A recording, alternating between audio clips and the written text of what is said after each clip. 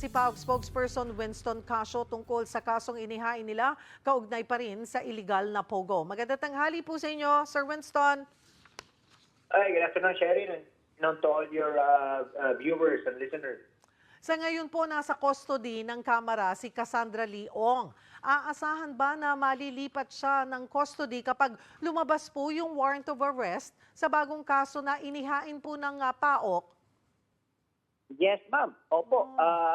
We'll take custody. The SAS group will take custody depending on kung saan ipagkakaloob ng korte yung kustodiya po ni Cassandra Leong. So, most likely that will be given to the custody of the PNP.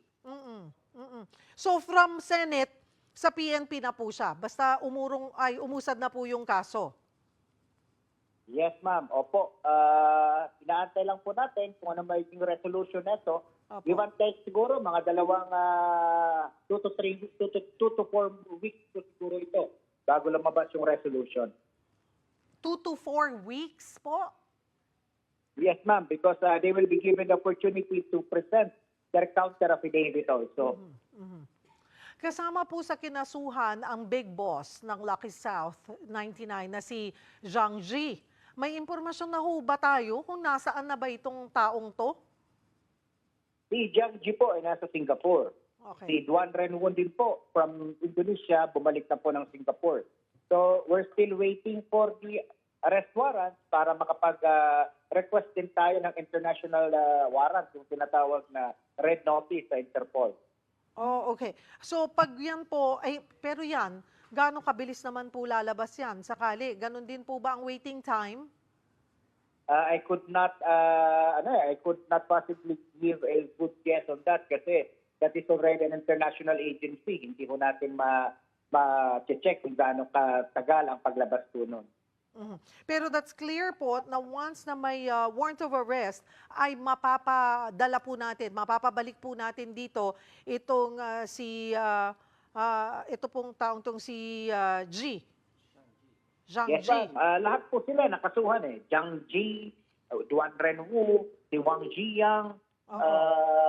God willing, pag nalabas yung arrest warrant, papabilis din po yung paglabas ng international red notice ng Interpol. Sir Winston, si Zhang ang sinasabing tumulong kina Alice Guo para makatakas. Sabi ni Alice Guo sa Senate hearing, yung tumulong sa kanilang tumakas ang nagbabanta daw sa kanyang buhay. Natignan nyo na ho ba ang mga impormasyong ito? Or sakop nyo pa po ba yun? Alam mo ma'am, sa pagkakakilala ko sa profile ni Zhang Ji, ni Duan Renwu, at saka nung isang Wang Jiang, parang kwentong kutsero at parang larong isip na lamang po itong sinasabing death threat kay Alice Lial Guo. Parang katulad ng lahat ng sinasabi niya sa atin na puro kasinungalingan. Maging ito kasinungalingan ito ma'am. Dahil? Ganito po. Ang pinangalanan niya na di umano tumulong sa kanya at nagbabanta sa kanya ay nabigyan tayo ng clue ni Senator Estrada. Sabi ni Senator Estrada, nung nakaraang pandemic, ito daw po ay nasa Taiwan. At ito daw po ay mayroon ng 5 pasaporte. Pinangalanan niya yung mga bansa kung saan may pasaporte ito. Sa aming investigasyon, isang tao lamang ang nag-fit ng profile na yan. At yan ay si Wang Jiang. Si Wang Jiang na kinasuhan na natin at pinaghahanap po natin, wala ho niyang history of violence. Ang history po niyan ay talagang pure and simple money laundering and scam. Ang meron hong history ng violence ay si Zhang Ji at saka si Duan Renwu, yung mga may hawak ng Lucky South 99. Nakita naman natin yung mga bugbog, sarado mga katawan, report ng patayan doon sa Lucky South 99. Itong dalawa ang merong history of violence. Nung nasa Singapore siya, Malaysia at saka Indonesia, sino bang kasama niya? Hindi ba si Zhang Ji at saka si Duan Renwu? Dapat kung meron talagang death warrant, nagmula dapat dito sa dalawang ito, hindi kay Wang Jiang.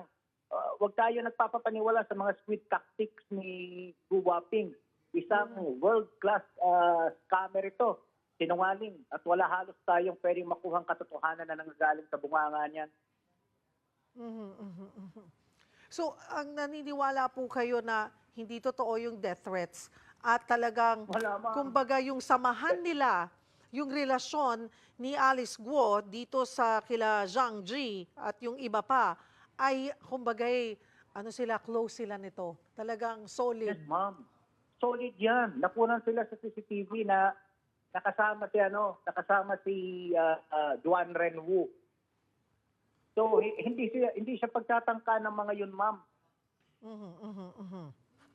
Okay, kasama po sa nagreklamo laban sa Lucky South 99, Sir Winston, yung 14 na biktima ng human trafficking.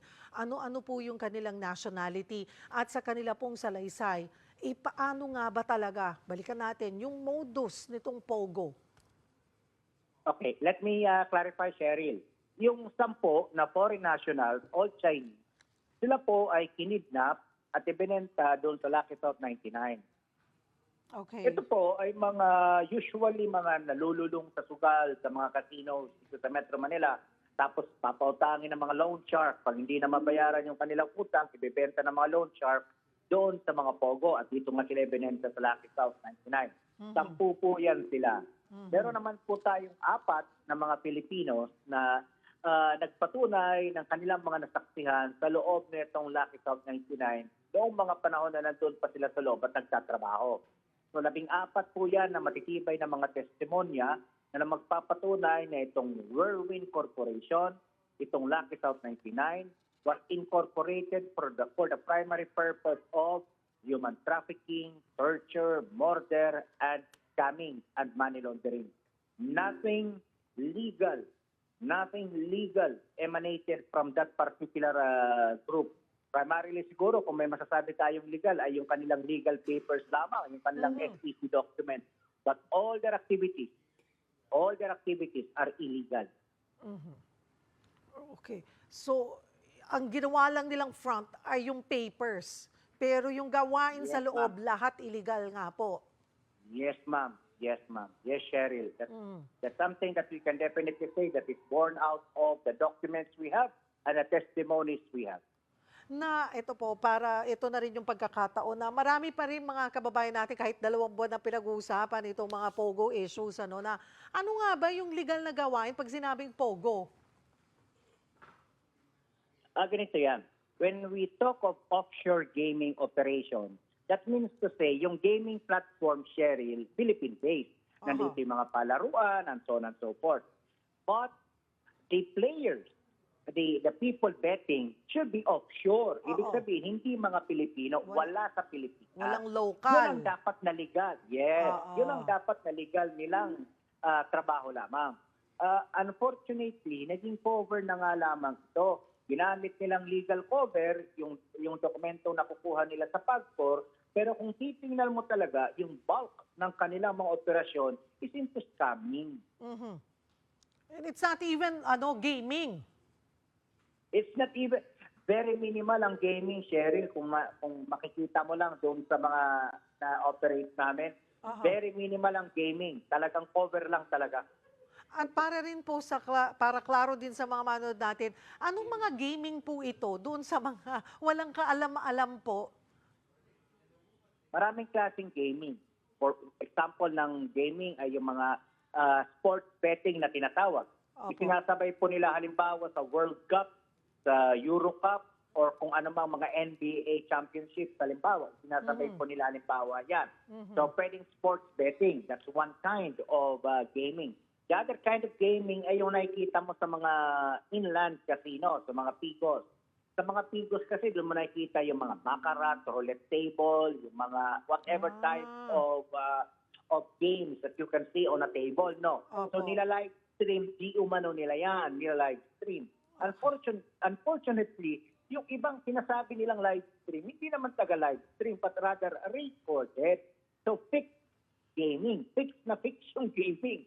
So, wala halos talagang nananalo dito. Puro kubra, puro papasok yung pera, minimal yung palabas.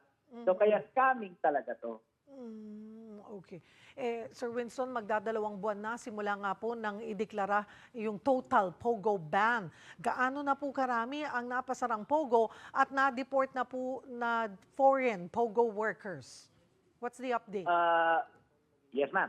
With regards to deportation, ang PAO 1,779 na po ang ating na-report magsimula noong nakarang taon. Ngayon, with regards to cases, we have so many cases ongoing. Yung latest ay yung Lapu-Lapu natin na pasara po, ano? Yung Lapu-Lapu City, which we operated last August 31. Ngayon, yung mga legal, ito naman ang pinagpapasalamat namin kahit papaano. Yung mga legal na mga POGO, they are voluntarily closing shop and voluntarily downgrading the visas of their foreign workers. Yung palaging nare-report, yung Island Cove, almost 24/7 po namin binabantayan yan, yung Island Cove. Kasi wala pa namang nagre-report ng mga illegal doon sa loob, pero they themselves are already voluntarily packing their bags. As of yesterday, ang report sa atin ng ating mga kasama na nagbabantay, yung mga assets natin, almost down to 30% na lang ang operation sa loob ng Island Cove. Okay. Alright. Una nyo na pong sinabi na mayroon pa tayong 200 illegal POGO, Sir Winston, sa bansa at marami rito underground. Abay, kahit po kokonti kayo, kokonti po ang PAOK, pero kadikit nyo naman ang iba't ibang ahensya. Abay, kumusta po ang pagtugis nyo sa mga ito? Tuloy-tuloy lang, Sherry. In fact, kanina galing lang ako sa mga coordination meetings. Meron tayong sabay-sabay halos ng mga tatlo na tinitingnan, no? So, depende lang kung anong mauna based on the evidence na makapag-file kami ng search warrant. Cheryl, let me take this opportunity na manawagan. We're calling on our partners sa ibang mga law enforcement agencies, primarily the National Bureau of Investigation, the Philippine National Police, na kapag sila po ay nag-operate laban sa mga POGO na ito na mga illegal, since illegal naman na, huwag lamang nila pupunin yung kanilang kakasuhan ng criminal charges. Dahil the fact that these foreigners are working in an illegal establishment, they should trigger immigration charges laban doon sa mga foreigners na nandoon para makasuhan din po natin at ma-deport. Kasi ang nakikita natin lately, kinakasuhan nila 6-12, pero yung daan-daan, iniiwan naman nila. So, wala rin kasi hindi naman madideport, di ba? So lilipat lang yan, madidisrupt lang, lilipat lang sa ibang ahensya, ibang POGO. So please, nakikiusap lang kami. If you operate against an illegal POGO, make sure that you initiate immigration charges para lahat yan ma-deport. Marami pong salamat sa inyong oras. PAOK spokesperson Winston Casio, magandang hapon po.